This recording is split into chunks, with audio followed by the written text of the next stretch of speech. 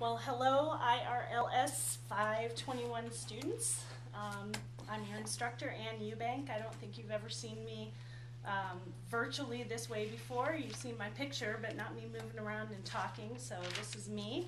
And this is my friend and colleague, Ellen Welty, who is an associate librarian here at Arizona State University and an expert as well as an aficionado in children's literature. Right. So hey, say hi. Aficionado, at least. We have about 32 students in this class that are learning all about multicultural perspectives on children's and young adult literature, but a secondary point of this class is to read widely, read a variety, examine through a scholarly and critical eye the trends in children's books and young adult books, and just basically get out of your box and read something that you've never read before, because in order to be a good librarian and a good promoter of children's and young adult literature, you need to know everything, not just the stuff you like. Right. And so to preface this interview, I've asked Ellen here because she's an expert in something called postmodern children's literature, which is a relatively new movement. Well, I would say it's been around for a while. Huckleberry Finn is postmodern. Really? Oh, we can talk is. about that. Yes. Yeah, that's good. But it has really blossomed in the last 50 years, probably. 50 years. Okay, so that kind of gives you a time frame in terms of what we're talking about. But before we get into postmodern literature, let's hear a little bit about your background, Ellen. So tell us a little bit about what your background is as a professional librarian, as well as what led you into the world of children's literature and the stuff that you currently do and study and all that. Okay.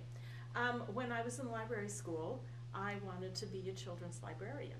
And I worked as a classified staff here at Arizona State University at the time. And after I graduated, I discovered that I could not get interviewed in a public library because my background was in academic libraries.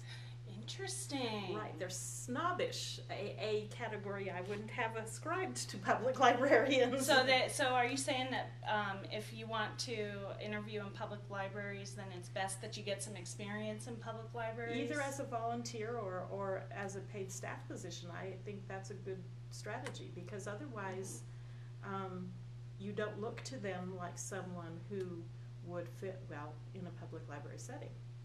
You heard it from Ellen. Okay. A little Right. career advice. Couldn't even get interviewed, so. So tell us about how you got into children's lit. Well, because I wanted to be a children's librarian. I had taken quite a few classes in children's lit, a couple here at ASU before I got accepted into the library school program, and then 2 at the University of Arizona. So I already had a good background in classical children's literature, and then I just sort of started reading on my own, and there was a group of books that I really was fascinated by, and they were largely picture books, but they were all books that had a kind of a hidden joke. The reader's in on the joke, the writer's in on the joke, but the characters aren't. Interesting. That's postmodernism. Okay, so with that in mind, tell us a little bit more about postmodernism. Postmodernism is really a hard thing to define, and this is true not only in literature but in art, in architecture, in music, and it kind of falls into some categories that are recognizable. If the characters recognize or realize that they are characters in a book, that's postmodernism. That's what makes Huckleberry Finn postmodern. Because he realizes he's a character in a book. The very first line of Huckleberry Finn is, "You don't know me," and he's talking to the readers. Wow.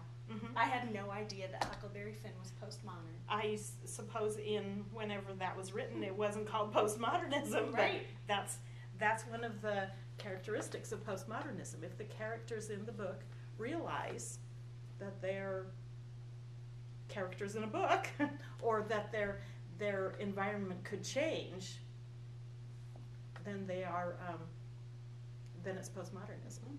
Cool. So I see you have a book in front of you called Rosie's Walk.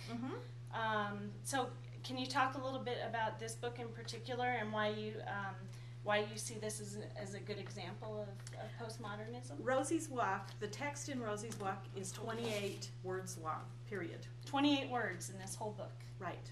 If you read those 28 words, all you hear is that Rosie went on her walk. Rosie's a chicken. If you look at the pictures, you can see that there's a fox following Rosie, and she's unaware of the fox.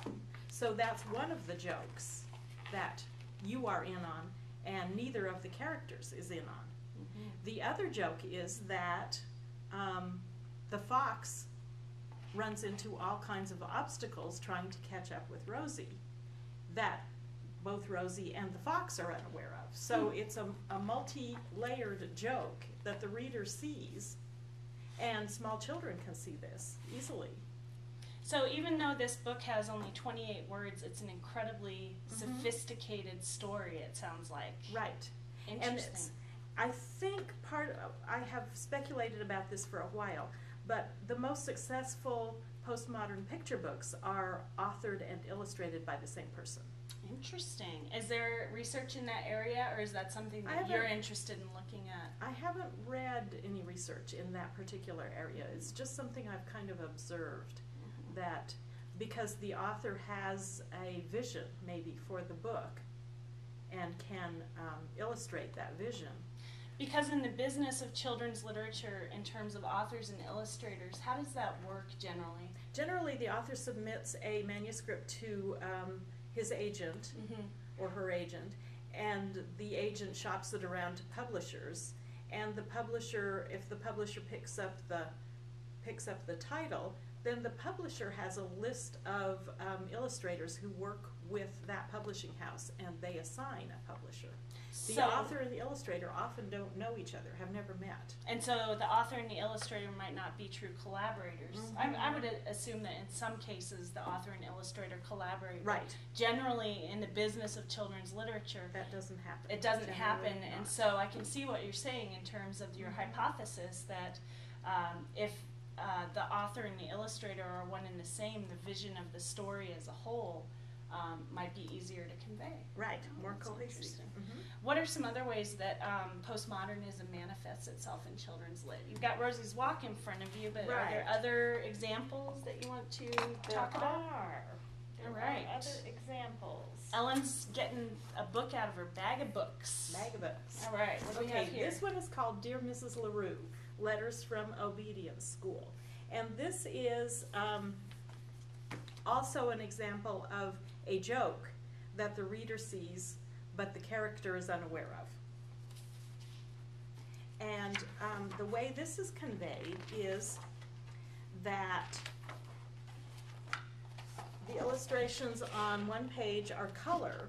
The color is the reality, and the black and white pages are the story that the dog, who is the main character, Ike, is telling his owner about how dreadful obedience school is. So the black and white is grim, and the color is reality. And the color, of course, is a lovely setting, and the black and white is nightmarish. Nightmarish and evil. Evil and mean and cruel. And I don't know if the camera's picking up the nuances, but I can see here that you can really see a contrast between the dog's vision of what obedience school is like, and then the reality there, if that's what you can call it. Resort. Yeah, the resort setting. Ike's got lots of milk bones in his bowl. He's got private room. a private room. He has a picture of himself in front of him. Typewriter. So he can type his letters to his owner. But he sure doesn't like obedience school, and that's a very evident contrast. And I noticed that this particular example is also authored and illustrated by the same person. That's true. Okay. There are, let's see, another category, we can talk about another category, Sure. is pastiche, which in children's literature is